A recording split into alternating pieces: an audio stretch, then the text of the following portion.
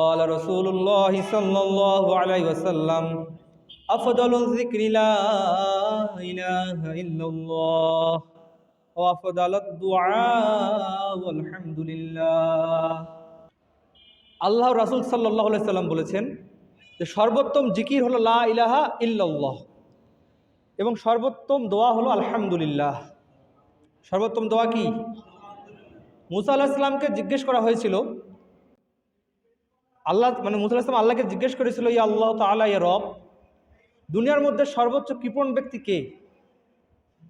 আমাদের দৃষ্টিতে সর্বোচ্চ কৃপণ ব্যক্তি হচ্ছে সেই যে মনে করেন টাকা খরচ কম করে, তাই না?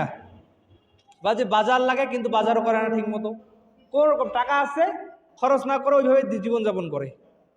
কিন্তু আল্লাহ তাআলা বললেন, এ মুসা, আমার কাছে কৃপণ ব্যক্তি হলো ওই যাকে আমি এত নিয়ামত দেওয়ার পরও সে আমার শুকরিয়া আদায় করে না। আমাদের কি এখন, আমাদের এদিকে আসেন, আমাদের কি নিয়ামতের অভাব আছে?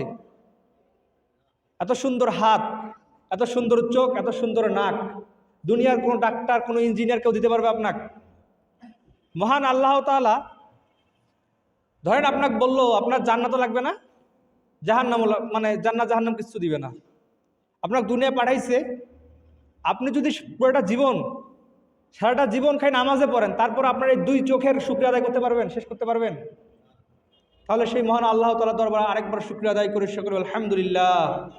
হাজারো কোটি দরুদ ও সালাম বর্ষিত হোক মানবতার মুক্তির দূত সৈয়দুল মুরসালিন খতামান নাবিয়্যিন, যিনি মদিনায় শুয়ে এখনো ইয়া উম্মতি বলে কাঁদতেছেন। সকলেই সেই রাসূল করিম সাল্লাল্লাহু আলাইহি ওয়াসাল্লামের প্রতি দরুদ ও সালাম পেশ করি, সকলেই বলি সাল্লাল্লাহু আলাইহি ওয়াসাল্লাম। আল্লাহ রাসূল সাল্লাল্লাহু আলাইহি ওয়াসাল্লাম বলেছেন যে সর্বোত্তম জিকির হলো লা ইলাহা ইল্লাল্লাহ। এই সর্বোত্তম জিকিরের ফজিলত এবং এই সম্পর্কে দুই একটা ঘটনা আমরা আপনাদের সামনে আমি উপস্থাপন করবো ইনশাল্লাহ। মালিক বিন দিনার রহমতুল্লাহ আমলে দুই ভাই ছিল মূর্তি পূজারী, দুই ভাই ছিল শিরকে লিপ্ত। একদিন এক ভাই আরেক ভাইকে ডেকে বলে, ও ভাই, আমরা তো এতদিন আগুনের পূজা করলাম, আমাদের বাপ দাদা 14 গোষ্ঠী সবাই আগুনের পূজা করলো, এইবার চলো আজকে আমরা আগুনে পরীক্ষা করি যে আমরা যার পূজা করলাম, আমরা যদি আগুনে হাত দেই, হাতটা আমাদের পুড়াবে কি পুড়াবে না? যদি আমাদের পূজা কবুল হয়ে থাকে তাহলে আমাদের হাত কি করবে না? পুড়াবে না।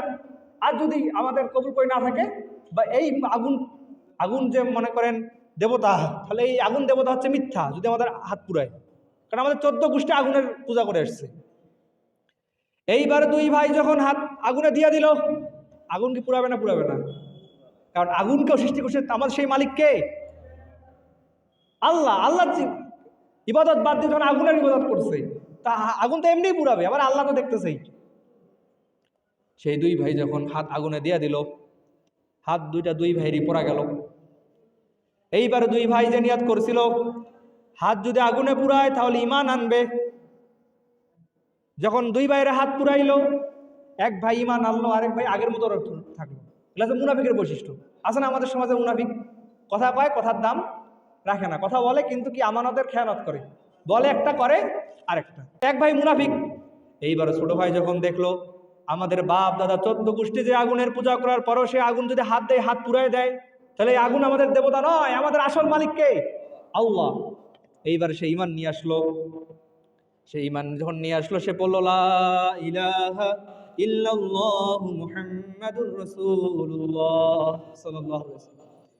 এইবার যখন সে ঈমান নিয়ে আসলো, ঈমান নিয়ে আসার পর সে প্রতিদিন জঙ্গলে চলে যায় আর মহান আল্লাহ তাআলার জিকরে লিপ্ত থাকে। লা ইলাহা ইল্লাল্লাহ, লা ইলাহা ইল্লাল্লাহ।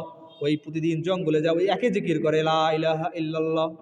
জিকিরে এত মজা, সে কোনো কাজে করে না, খালি জিকিরই করে। একদিন 2 দিন চলে যায়, 3 দিনের দিন যখন বাসা আসে, তার স্ত্রী বলে, ও স্বামী গো, আপনি তো 3 দিন ধরে কাজ করতেছেন। স্ত্রী মনে করে জঙ্গলে যায় কাটে, আপনি তো 3 দিন ধরে কাজ করতেছেন, কিন্তু 3 দিন ধরে আমাদের বাড়িতে কোনো খাবার নাই, বাচ্চাগুলা খাবারের জন্য চিৎকার করে কান্না করে। এইবার ওই লোক বলল, ও বিবি, তুমি অপেক্ষা করো, আমি যেই মালিকের ইবাদত করি, আমি যেই মালিকের কাজ করি, সেই মালিক এমনি খাবার দিয়ে দিবে। এই কথা বলার পর 3 দিনের দিন সেই লোক আবার জঙ্গলে যায়। ওই লোকের অন্য কোনো কাজে মন বসে না, সেই রবের ইবাদত করে, রবের জিকির করে, ওই যে শিখছে লা ইলাহা ইল্লাল্লাহ, সেই লোক লা ইলাহা ইল্লাল্লাহ আবার জিকির করতে আছে। সেই যখন জিকির করতেই আছে, এমন সময় তার মনে পড়লো তার বিবি বলেছে বাচ্চাগুলো আমার 2 দিন ধরে না খেয়ে আছে। সে তখন বলে, ইয়া আল্লাহ, আমার বাচ্চাগুলো 2 দিন ধরে না খায়, আমি তো আপনার জিকির করতে চাই, আমি আমার পুরোটা জীবন আপনার জিকিরে কাটাই দিতে চাই, কিন্তু আমার বাচ্চা, আমার স্ত্রীর টেনশন আমাকে আপনার ইবাদত থেকে দূরে রাখে। এমন কিছু করুন যাতে আমি আমার মনোদ ইখলাসের সহিত আপনার জিকির করতে পারি, এবং জিকিরের মাঝে যাতে আমার পরিবারের কথা আমার মনে না হয়। আল্লাহর কাছে দোয়া করলো। আল্লাহর কাছে দোয়া করার পর ওই আবেদ যখন বাসায় ফিরল, বাসায় ফেরার পর অন্যদিন 2 দিন দেখে বাচ্চাগুলো খাবারের জন্য চিৎকার করে কান্না করে, কিন্তু আজকে যাওয়ার পর দেখে বাচ্চাগুলো আর কান্না করে না, বাচ্চাগুলো খিলখিল করে হাসে আর কি যেন খায়। ওই আবেদ জিজ্ঞেস করলো, বিবি তুমি কি করেছো, কি রান্না করেছো, বাড়ি তো খাবার ছিল না, বাচ্চাগুলো হাসতেছে কেন?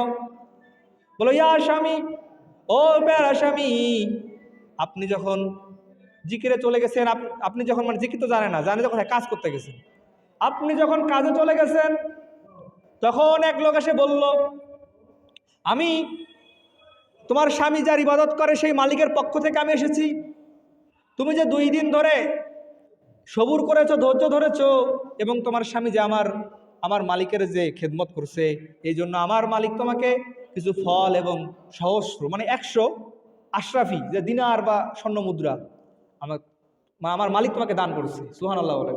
এইবার যখন স্বামী ফল খাওয়া শুরু করলো, কেউ বলছে আনার ফল বা কেউ বলছে জান্নাতি ফল, সেই ফল যখন খাওয়া শুরু করলো, দেখলো এই ফল কোনো সাধারণ ফল নয়, এই ফল হচ্ছে জান্নাতি ফল।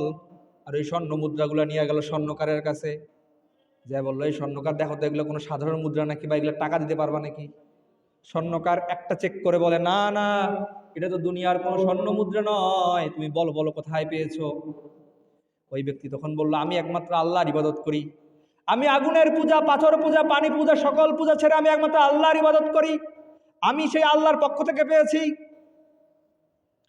ওই লোক বলল, এই স্বর্ণ মুদ্রা তো কোনো দুনিয়াবি স্বর্ণ মুদ্রা নয়, এটা তো ওই সেই রকমের স্বর্ণ মুদ্রা, তার মানে তোমার রব সেই রকম, ঠিক কিনা? এইবার সেই লোকও বলল, তোমার এই যে রবের ইবাদত করলে রব তোমাকে এরকম স্বর্ণ মুদ্রা খাওয়া দেয়, সেই রবের আমাকেও সেই রবের বান্দা বানায় দাও। তখন করলো কি, সেই রবের বান্দা তাকেও কালেমা পড়াই দিল। সুবহানাল্লাহ বলেন। তাকে যখন কালেমা পড়াই দিল, কালেমায় পড়াই দেয় নাই, তাকে এই আবেদ লোকটা ওই সমস্ত স্বর্ণ মুদ্রা ওটা দান করে দিল। সুবহানাল্লাহ।